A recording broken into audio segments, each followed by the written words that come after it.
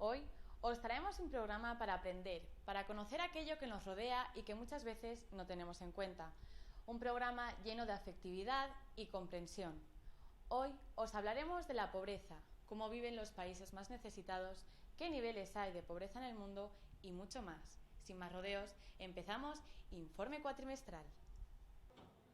Pobreza Cero, como bien se define a sí mismo, es un movimiento estatal organizado por la Coordinadora de ONG para el Desarrollo España y pretende implicar a todos los sectores de la sociedad civil en la lucha contra las causas de la pobreza y la desigualdad de una forma urgente, definitiva y eficaz. Según datos del PNUD, el 20% de la población mundial retiene el 90% de las riquezas. En 2012, un poco más del 77% de las personas en situación de pobreza extrema vivía en África al sur del Sáhara y algo menos en Asia Meridional.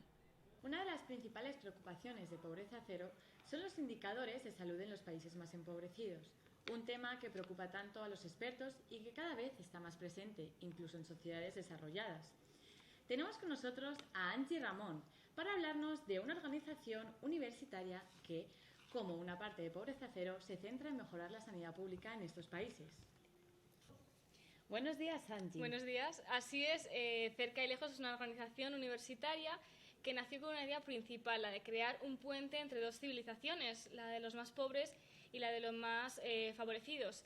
A través de diversos proyectos persiguen la mejora del estado de salud en poblaciones escasamente favorecidas, como Camerún y Etiopía. No obstante, su herramienta para conseguir este fin, afirman, comienza con la propia educación.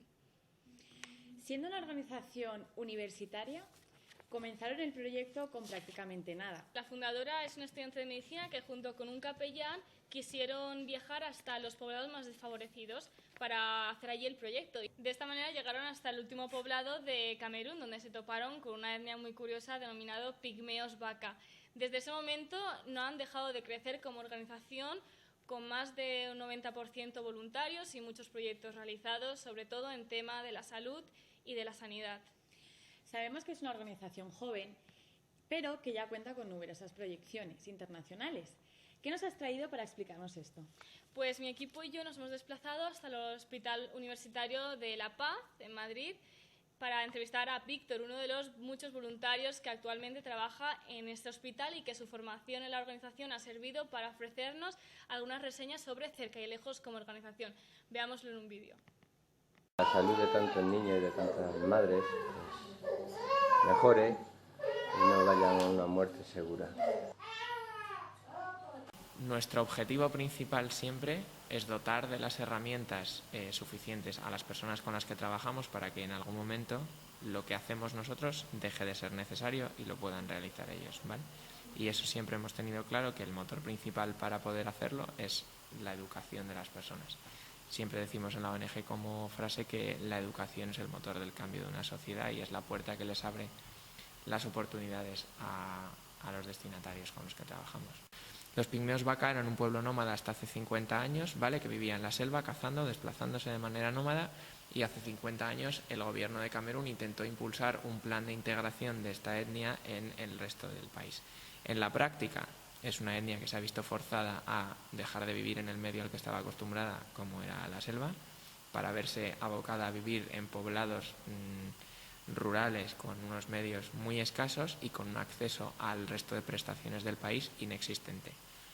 Acaba mucho en salud, que es un grueso de los voluntarios, hay mucha gente en educación también, y de habitabilidad básica e infraestructura pues hay arquitectos, hay personas que han desarrollado allí proyectos también sobre el terreno, y en animación al desarrollo socioeconómico todo aquel que quiere incorporarse. Y luego tenemos comisiones como la de comunicación, como lo que te comentaba, y de voluntariado, que a mí me parece lo más importante, que es la que siento que me dedico un poco más a la parte de financiación para conseguir, pues siempre estamos intentando buscar algún sitio para poder hacer algún mercadillo, comprando materiales para estos. Poder organizarlo en alguna parroquia también implica que luego hay que ir allí a hacer los turnos.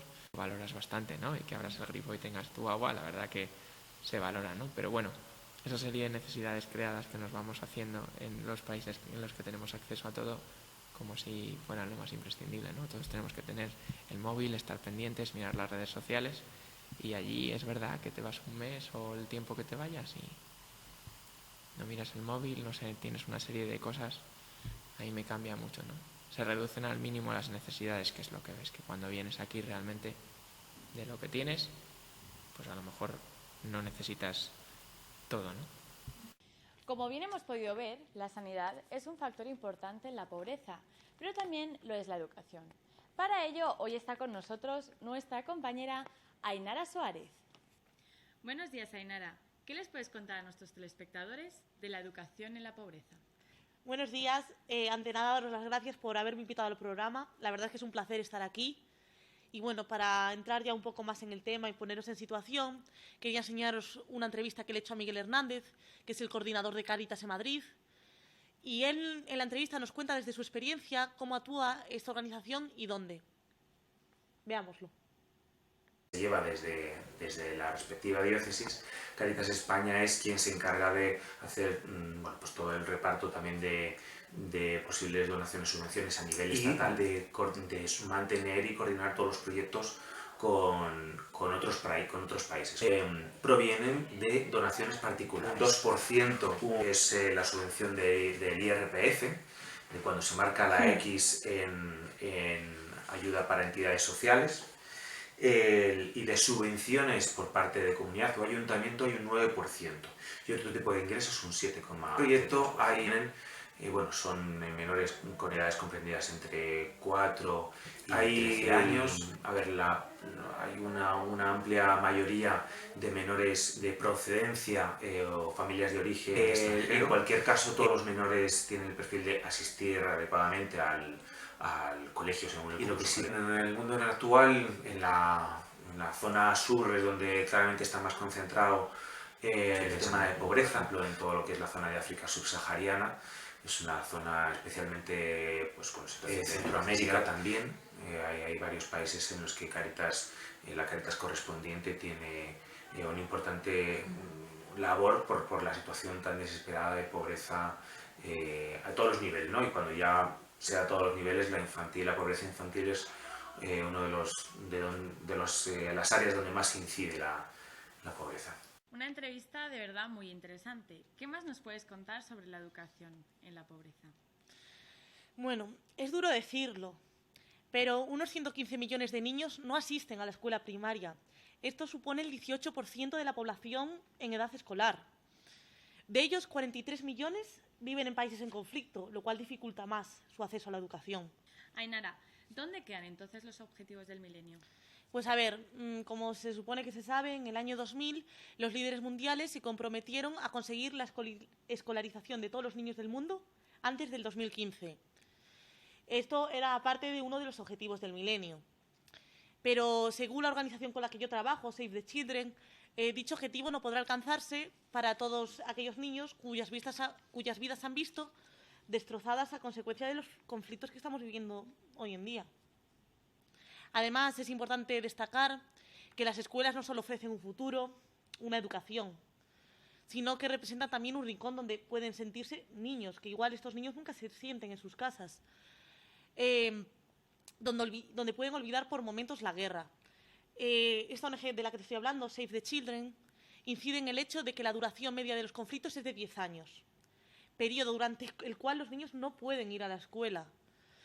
Y esto les pone a más abusos de los que están expuestos.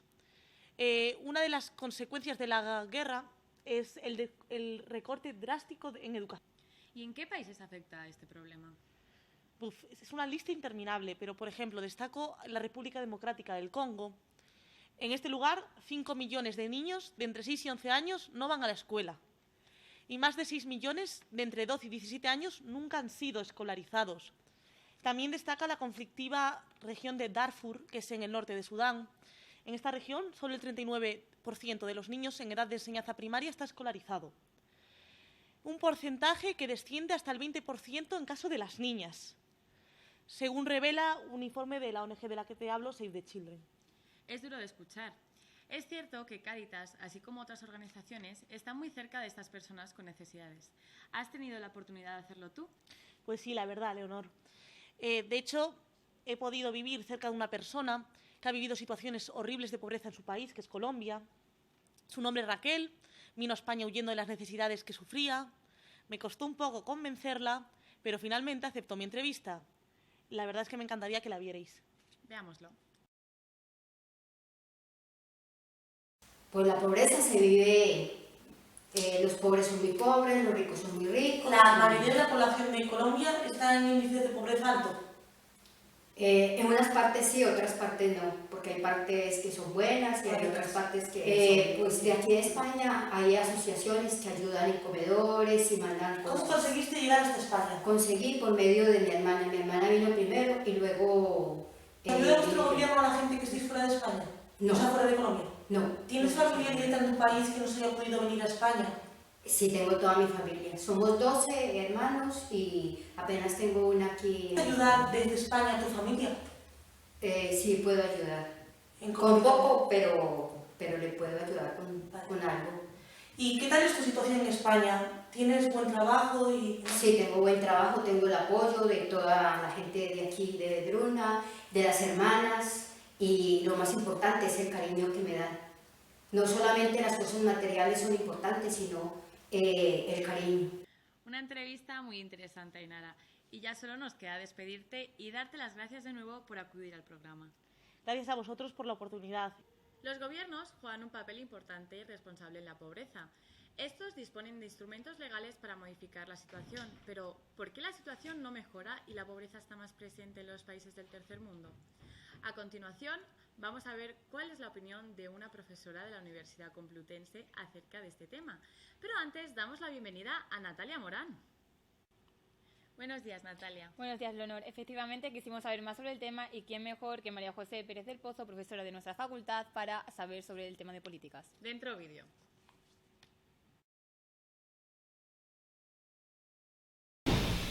Hombre, lo que hagan los gobiernos es clave para combatir o no la pobreza. Habitualmente pensamos que la pobreza es como una especie de maldición inevitable, debida casi a causas naturales, pero no es así. Hay políticas deliberadas que favorecen la falta de distribución equitativa de recursos en el mundo. Los gobiernos son uno más, no hay un solo responsable.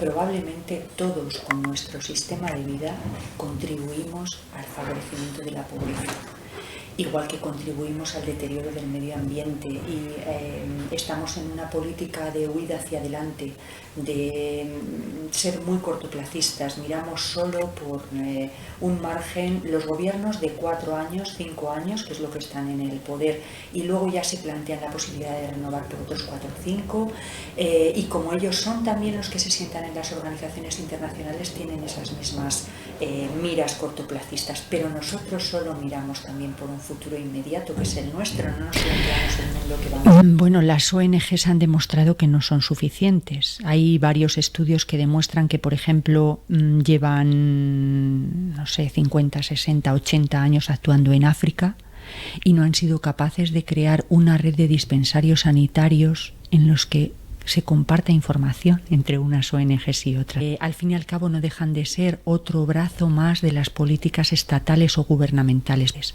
Si hay un número importante de actores que no quieren colaborar, desde luego no lo van a hacer. Pero sí que es cierto que la ONU lleva a cabo unas campañas de advertencia sobre las cosas que se pueden hacer o sobre las cosas que se hacen mal. Son herramientas fundamentales para poder combatir, primero para poder denunciar la pobreza y después para poder implementar medidas que contribuyan a paliarla. Digamos que tiene unas políticas de cooperación más activas y mucho más centralizadas, pero también es un actor exterior con pies de barro, es decir, la política exterior, incluso en temas de pobreza, de cooperación y tal, por parte de la Unión Europea, también dejan bastante que desear y depende mucho de la voluntad, lógicamente, de los estados de participar en ella. Los gobiernos giran alrededor de prioridades y no de recursos. Para que el estado del bienestar pudiera tener presencia en su esencia, la pobreza debería emerger de la situación actual. A pesar de ello, en el año 2000, los líderes políticos del mundo establecieron en la ONU diversas medidas, conocidas como los Objetivos del Milenio, para poder así poner fin a este y otros problemas. Así es. Los objetivos del milenio han ayudado a que más de 1.000 millones de personas escaparan de la pobreza extrema. Pues sí, se ha pasado de 1.900 millones de personas que vivían en pobreza extrema a 836 millones en 2015, a combatir el hambre, a facilitar que más niñas asistieran a la escuela y a proteger nuestro planeta. Ya estamos en el 2016, lo que significa que dichos objetivos deberían haberse cumplido, pero las desigualdades persisten y el progreso producido ha sido desigual.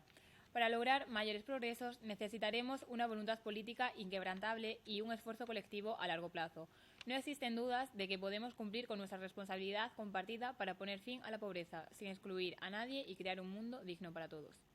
Muy bien, Natalia, muchas gracias. Pues hasta aquí el factor político. Desde el lado más humano, nuestra corresponsal Celia Álvarez ha viajado al continente africano para vivir el impacto de la pobreza en primera mano. Buenos días, Celia. Buenos días. Efectivamente, os plasmo desde mi propia experiencia con las familias más necesitadas. Una de las primeras preguntas que te haces cuando convives con niños en pobreza es cómo son capaces de sobrevivir a ella. Muchos sin padres, que han fallecido por diversas enfermedades, el único apoyo que tienen es el orfanato o la escuela. Son pocos los afortunados que tienen un profesor y un edificio en el que poderles dar unas nociones básicas, y esto cuando ocurre no son nada parecidas a las que se les enseñan a los niños en España. Aunque el mayor impacto con el que te encuentras en África es el día a día, una hoguera que te ha costado toda una tarde crear, buscando y cortando ramas por la zona, pasará a ser tu cocina y un caldero tu ducha. Los días no son fáciles porque aunque una persona del primer mundo vaya con la cartera llena, en muchas ocasiones se dificulta poder encontrar una tienda en la que comprar algún alimento o una botella de agua precintada. Las capitales del tercer mundo están mucho más desarrolladas que el resto del país. Al menos te encontrarás con cobertura, edificios, tiendas y vehículos que aquí acostumbramos a ver todos los días, pero que en otros lugares son una auténtica novedad. Y desde África, nuestra corresponsal. La persistencia de la pobreza y de la desigualdad no se puede justificar. Acabar con la pobreza es una decisión política. Existen medios suficientes, tecnologías, desarrollo y capacidad para cumplirlos. Es por ello que Pobreza Cero no ha dudado en poner su granito de arena para erradicar semejante problema. La solidaridad y la justicia desde una perspectiva global son parte de la solución. Por tanto, el respeto y la promoción de los derechos humanos, económicos, sociales, culturales y ambientales es una obligación ineludible de nuestros gobernantes y un derecho de todos los ciudadanos. Pobreza Cero es un movimiento estatal organizado por la Coordinadora de ONG para el Desarrollo España. Su principal función es implicar en la lucha contra la pobreza y la desigualdad a todos los sectores de la sociedad civil de una forma urgente, definitiva y eficaz. La erradicación de la pobreza solo es posible con el apoyo y el esfuerzo de todos. Por ello, entre sus principales objetivos se encuentran: sensibilizar a la sociedad civil sobre la necesidad de emprender cambios que modifiquen el panorama de desigualdad e injusticia. Difundir en la opinión pública el contenido y la oportunidad que representan los objetivos de desarrollo del milenio. Movilizar corrientes de opinión para que el Gobierno emprenda medidas políticas encaminadas a contribuir al cumplimiento de los objetivos de desarrollo del milenio y, por último, influir en las políticas de cooperación. En el año 2000 se celebró la Cumbre del Milenio, en la que 189 jefes de Estado y de Gobierno firmaron los Objetivos de Desarrollo del Milenio. Entre los 8 objetivos del milenio se encontraba la erradicación de la pobreza. Hoy, a escasos meses de su cumplimiento y a la víspera de la aprobación de los Objetivos de Desarrollo Sostenible, los líderes políticos continúan incumpliendo sus promesas. Por esto, Pobreza Cero hace un llamado a la sociedad civil para que se movilice y presione a los líderes políticos para que cumplan con sus promesas y compromisos de erradicación de la pobreza y la igualdad en el mundo y también de sus causas. Hoy, a pesar de todo, queda aún mucho por hacer y siguen existiendo varios desafíos. Es cada vez más difícil llegar a quienes todavía viven en la pobreza extrema, dado que con frecuencia se encuentran en contextos frágiles. El acceso a buena educación, atención sanitaria, electricidad, agua y otros servicios fundamentales sigue estando fuera del alcance de muchas personas, a menudo por razones socioeconómicas, geográficas, étnicas y de género. Pero de lo que sí estamos seguros es de que con la ayuda de todos podremos erradicar la pobreza cada día más. Somos Ainhoa Suárez y Leonor Vallés. Gracias.